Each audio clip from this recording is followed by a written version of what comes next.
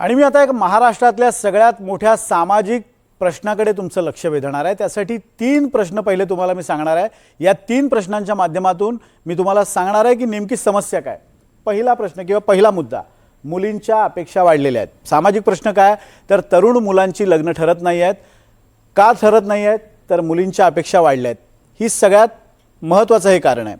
पुढचं कारण पहा, मुलाचं स्वतःचं घर हवं आहे। मुलींना काय हवं आहे की मुलाचं स्वतःचं घर हवं आहे, तो सेटल्ड हवा आहे, त्याचा बँक बॅलन्स हवा आहे, तरच आम्ही लग्न करू, हा दुसरा मुद्दा आहे। आणि तिसरा मुद्दा पहा, शेतकरी नवरा नकोय, हा तिसरा मुलगा आहे। शेतकऱ्याकडे मुलीला द्यायचं नाही ही स्वतः शेतकरी असलेल्या बापाची सुद्धा इच्छा असते। का तर त्यांनी ते भोगलेलं असतं आणि म्हणून त्याला शेतकऱ्याकडे मुली द्यायची नसते।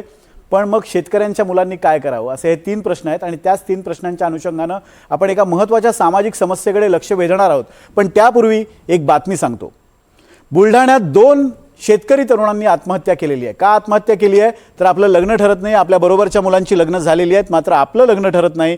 चांगलं शिक्षण असून सुद्धा आपल्याला चांगलं जीवन मिळणार नाही ही ती भीती होती आणि त्या नैराश्यापोटी ही आत्महत्या झालेली आहे। दुसरी एक बातमी आहे कोल्हापुरातून, एका लग्नाळू तरुणानं चक्क नागरी समस्यांना दोष दिला आपलं लग्न न ठरण्याबाबत। त्याचं असं म्हणणं आहे की माझ्या गावात ज्या समस्या आहेत त्यामुळे माझ्या गावात मुलगी देत नाहीत आणि माझं लग्न ठरत नाही।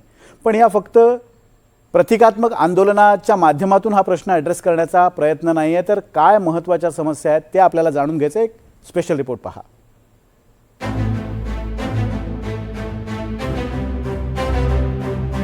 हरीश वानखेडे वय वर्ष 28, सत्यपाल भिसे वय वर्ष 25, दोघेही बुलढाणा जिल्ह्यातले, दोघंही ऐन 25शीतले तरुण। या दोघांनीही आत्महत्या केली आहे आणि कारण अतिशय धक्कादायक आहे, लग्न जमत नाही।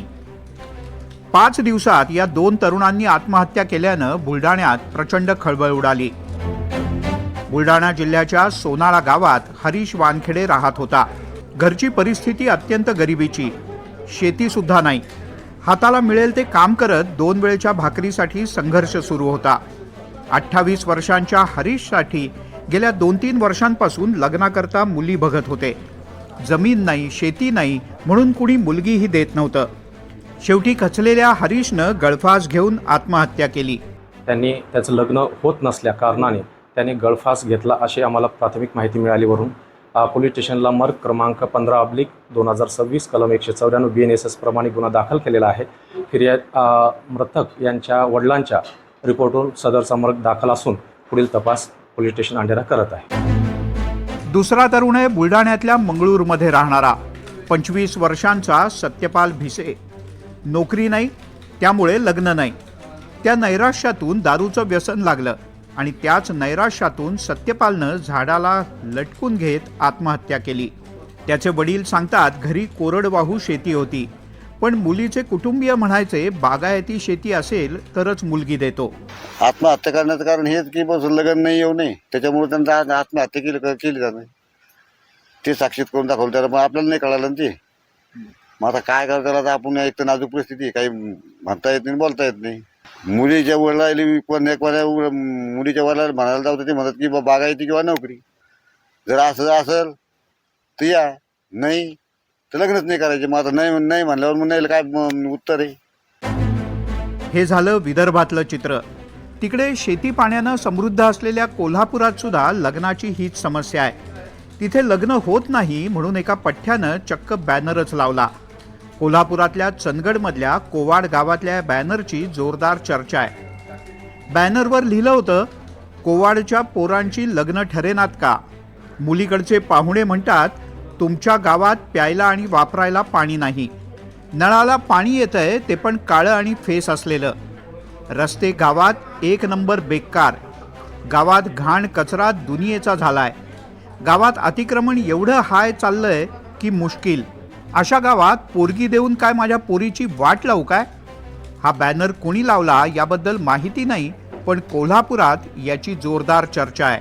तर कोवाडमध्ये कमीत कमी 200-250 पोरांची लग्न जमायचं मुश्किल झाले।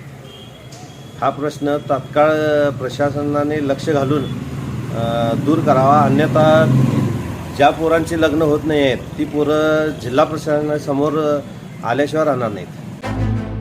कुठे शेतकरी नवरा म्हणून लग्न नाही, तर कुठे गावात सोयीसुविधा नाही म्हणून मुली लग्न करायला तयार नाहीत।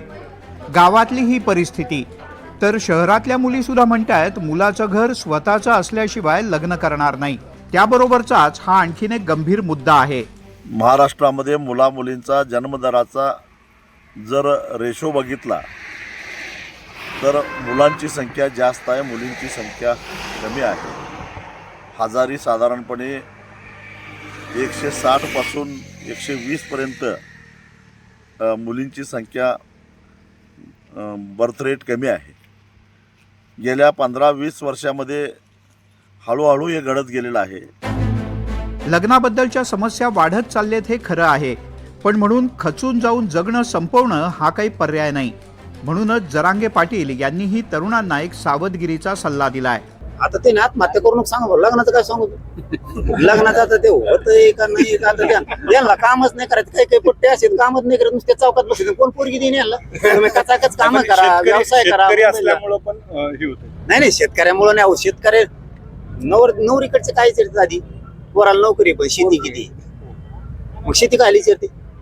कसं आपण शिकलं पाहिजे, आपण आळशीपणा सोडला पाहिजे, आपण शेती कसायची, कष्ट करायचे, शेतीत पण लय पैसा आहे।